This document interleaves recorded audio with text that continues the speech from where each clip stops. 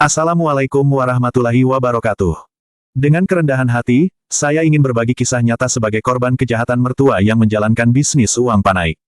Tujuan saya bukan untuk membuka aib atau menyebarkan kebencian kepada mantan mertua, melainkan sebagai bentuk edukasi dan pengingat bagi kita semua agar terhindar dari kejahatan seperti ini. Kejadian ini sudah berlalu beberapa tahun, dan semenjak kejadian itu saya mendapatkan penyakit.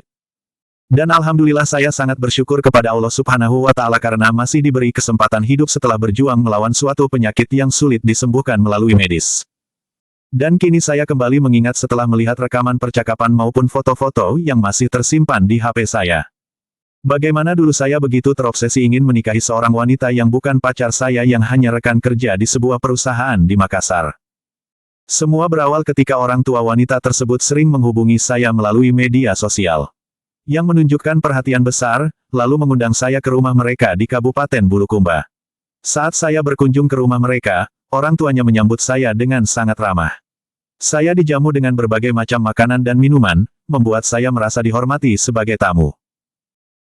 Namun, di balik keramahan itu, ada maksud lain. Mereka ingin menjodohkan saya dengan putri mereka, lalu, berbagai permintaan dengan alasan adat. Tanpa sadar, saya mulai terbawa arus dan mengambil keputusan yang tidak rasional. Saya menuruti permintaan mereka tanpa memikirkan konsekuensi ke depannya. Bahkan, saya menuruti permintaan mereka yang tidak masuk akal, membawa saya ke orang pintar setelah saya menyerahkan uang panai dan melangsungkan acara pernikahan.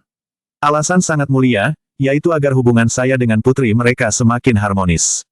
Selain itu, mereka juga ingin membuatkan pelindung bagi saya agar terhindar dari orang-orang jahat, tentu saja dengan bantuan orang pintar. Putrinya pun atau teman kerja saya itu memberikan sebuah harapan, agar saya menuruti permintaan orang tuanya untuk menikah dengannya. Setelah lamaran berlangsung, saya mulai merasa ada yang aneh. Saya mendapatkan suatu penyakit yang tak biasa di dalam diri saya. Terutama saat pihak mertua menerima uang panai sebesar 110 juta rupiah serta berbagai harta benda lainnya. Saat itu, saya memberikan apapun yang mereka minta tanpa berpikir panjang. Belakangan saya pun mulai menyadari bahwa ada sesuatu yang tidak wajar dalam keputusan-keputusan yang saya ambil. Sayangnya, saya tak bisa berbuat apa-apa, karena semuanya sudah terlanjur. Mereka berhasil mendapatkan uang panai sebesar 110 juta rupiah, beserta berbagai harta benda lainnya, dalam waktu singkat. Namun, cara yang mereka gunakan terhadap saya sangatlah tidak baik.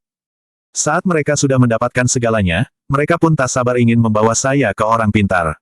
Namun, yang membuat saya heran, setiap kali mereka membahas orang pintar, selalu saja terselip pembicaraan tentang lemah syahwat, bahwa seseorang yang terlalu sering berhadapan dengan las biasanya mengalami kesulitan memiliki anak. Padahal, saya tidak pernah mengalami hal tersebut. Saya tidak menyadari bahwa mereka mengatakan itu hanya karena melihat apa yang sering saya lakukan di perusahaan. Seolah-olah mereka sedang menanamkan sugesti atau menyiapkan alasan yang bisa digunakan untuk perceraian di kemudian hari. Namun, saat itu saya hanya fokus pada kebaikan mereka, yang seolah ingin membuat saya semakin harmonis dengan putrinya nanti. Saya tidak menyadari bahwa di balik semua itu, tersimpan niat yang tidak baik. Kini, semuanya sudah jelas setelah saya membaca baik-baik isi surat gugatan dan mencocokkan semua percakapan maupun rekaman yang masih tersimpan. Dari sana saya memahami. Sebagai Muslim, mungkin kita sudah memahami isi surat Al-Baqarah ayat 102, yang memperingatkan manusia tentang tipu daya yang dapat memengaruhi akal dan hati seseorang. Dari sudut pandang ilmiah, fenomena ini dapat dikaitkan dengan Neuro-Linguistic Programming (NLP), sebuah teknik yang berpotensi memengaruhi pikiran dan perilaku seseorang dalam jangka waktu tertentu, terkadang tanpa disadari. Jika digunakan dengan benar, NLP dapat membantu dalam proses penyembuhan. Namun, di tangan yang salah, teknik ini bisa menjadi alat manipulasi yang merugikan. Hal ini mirip dengan praktik beberapa dukun yang menanamkan sugesti dalam pikiran korbannya untuk melakukan hal-hal yang justru merugikan korbannya. Saat itu, saya sama sekali tidak mengenal hal semacam ini. Saya tidak menyadari bahwa mereka telah menanamkan sugesti dalam diri saya. Saya hanya menurut tanpa berpikir panjang, tertipu oleh sikap ramah yang mereka tunjukkan. Tanpa sadar, saya semakin terjerat dalam skenario yang mereka rancang, hingga semuanya sudah terjadi, terlambat bagi saya untuk menyadari niat buruk mereka. Akibatnya, saya menjadi korban manipulasi. Saya kehilangan harta, waktu, dan uang ratusan juta rupiah.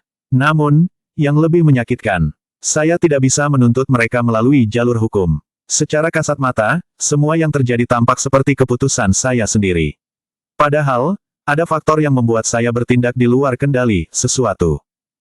Mereka merancang semuanya dengan sangat terencana, menyalahgunakan adat dan agama demi kepentingan pribadi. Pernikahan yang seharusnya menjadi ikatan sakral justru dijadikan alat kejahatan, menciptakan ilusi yang membuat orang-orang di sekitar tidak curiga terhadap niat sebenarnya. Saya bangga sebagai Bugis Makassar, yang terkenal uang panaiknya. Saya menghormati dan menjunjung tinggi nilai leluhur ini sebagai bentuk penghormatan kepada pihak mempelai wanita. Namun, permintaan mantan mertua saat itu terasa tidak masuk akal. Menurut pandangan saya maupun beberapa orang waktu itu, acara tersebut tidak mungkin mencapai ratusan juta rupiah. Setelah pernikahan, saya dibawa ke orang pintar sesuai dengan rencana mereka sebelumnya. Awalnya, saya berpikir bahwa ini dilakukan demi kebaikan rumah tangga kami.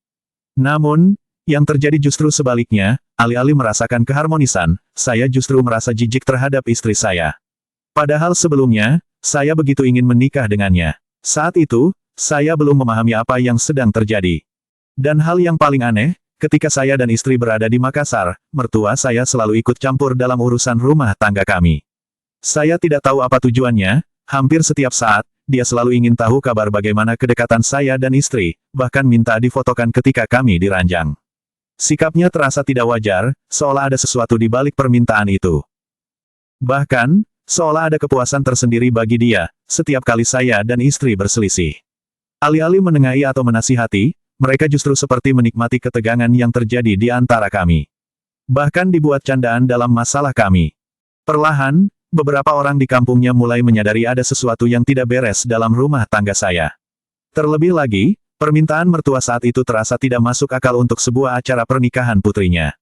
Orang-orang baik di kampungnya berusaha agar rumah tangga kami tetap utuh dan menolak praktik bisnis uang panaik yang semakin marak dilakukan oleh orang tua yang tidak bertanggung jawab. Mereka tahu bahwa ada pihak-pihak yang sengaja menikahkan dan menceraikan putri mereka berulang kali demi mendapatkan uang panaik serta sunrang dari laki-laki yang menjadi korban. Meskipun saya dan istri menikah tanpa melalui proses pacaran, saya tetap berusaha menjalani rumah tangga agar tetap bertahan, dan segala upaya orang di kampungnya. Namun, setiap jalan yang kami lakukan selalu berujung buntu, karena mertua saya sendiri yang menjadi penghalang utama keutuhan rumah tangga kami. Semua itu saya pahami, setelah menganalisis rekaman saat dimediasi oleh orang-orang di kampungnya, dan dari sana saya menyadari bahwa ada sesuatu yang lebih besar dari sekadar konflik rumah tangga biasa. Entah kenapa, waktu itu saya tiba-tiba jatuh sakit. Tubuh saya melemah, dan berbagai penyakit datang silih berganti. Di tengah kondisi itu, ibu saya yang sudah lanjut usia dengan penuh kesabaran merawat saya. Saya tahu beliau lelah, tapi tak sekalipun beliau mengeluh. Dalam setiap doanya, saya melihat air matanya menetes, sebuah harapan tulus agar saya bisa segera sembuh dan bangkit kembali. Saya ingin kuat demi beliau. Tapi keadaan justru semakin memukul saya dari arah yang tak terduga. Saat saya masih berjuang melawan sakit, istri saya bersama mertua justru menyebar fitnah, sehingga saya menjadi terpojok, lalu melayangkan surat gugatan cerai yang tidak sesuai dengan kenyataan yang sebenarnya. Bahkan, alamat yang tercantum dalam surat itu pun membingungkan. Di tengah perenungan itu, saya kembali melihat rekaman serta percakapan yang masih tersimpan.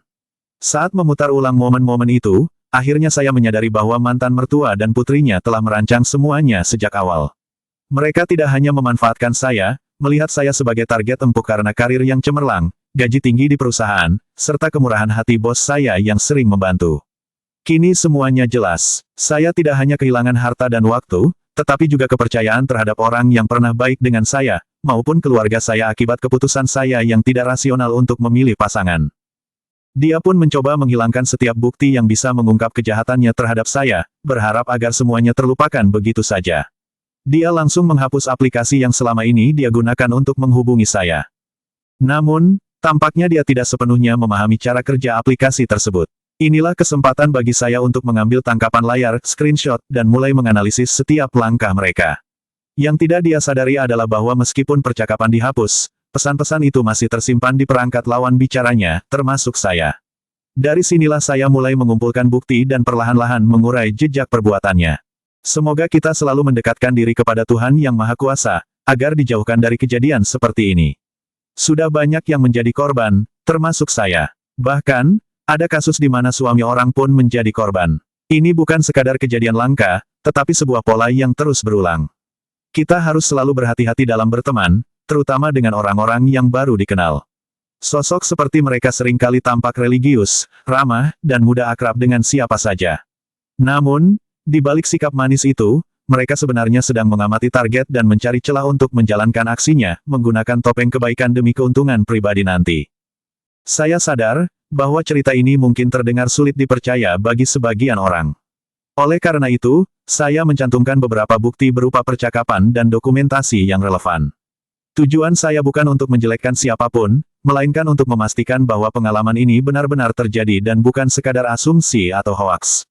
Meski demikian, saya tetap menjaga privasi pihak-pihak terkait dengan menyensor informasi yang bersifat pribadi. Hanya pembuktian bahwa mereka benar melakukannya kepada saya. Sebagai contoh kedua dokumentasi ini, dugaan saya semakin kuat ketika melihat postingan mereka di media sosial, yang menunjukkan bahwa barang-barang yang saya pesan bersama istri, ternyata orang tuanya yang ingin menggunakannya. Namun, saya tetap menyensor informasi pribadi mereka, karena hal ini menyangkut privasi.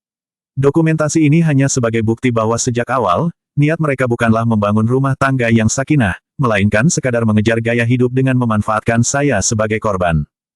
Saya akan menceritakan kisah nyata ini secara panjang lebar, agar lebih jelas, terutama tentang bagaimana mereka menjalankan teknik yang digunakan.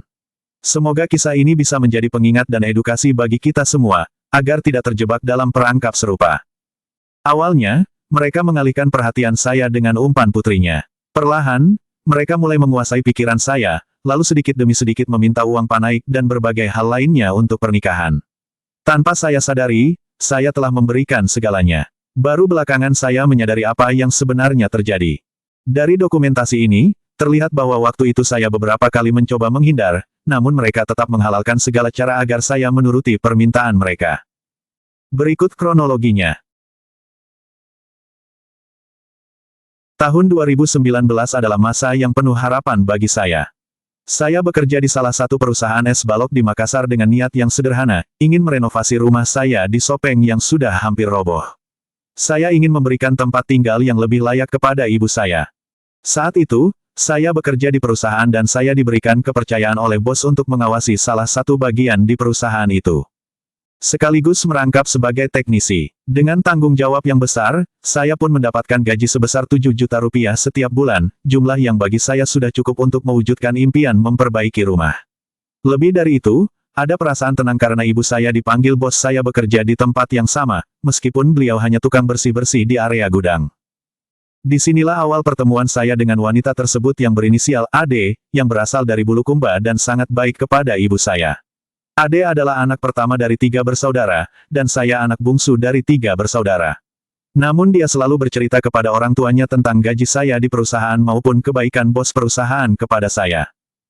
Sehingga, orang tuanya pun selalu menghubungi saya melalui media sosial dan berharap saya selalu membalas chat mereka. Dari sinilah awal perkenalan saya dengan orang tuanya, dan tanpa saya sadari, dari sini pula mereka mulai menjalankan aksinya. Dia pun mengirimkan fotonya tanpa saya minta. Dan rasanya makin hari makin akrab dan berbagai pertanyaan kepada saya, apakah bapak saya masih hidup, apakah saya sudah menikah atau belum, dan berapa saya bersaudara. Pada suatu hari, Ade tiba-tiba membuatkan makanan di mes saya tanpa saya minta. Tak lama setelah itu, orang tuanya justru menghubungi saya untuk meminta maaf, seolah-olah merasa bersalah karena anak gadisnya telah memasak khusus untuk saya. Yang membuat saya heran, mereka juga mengatakan bahwa ini adalah pertama kalinya putrinya memasak, sehingga rasanya mungkin agak berbeda. Lanjut part 2.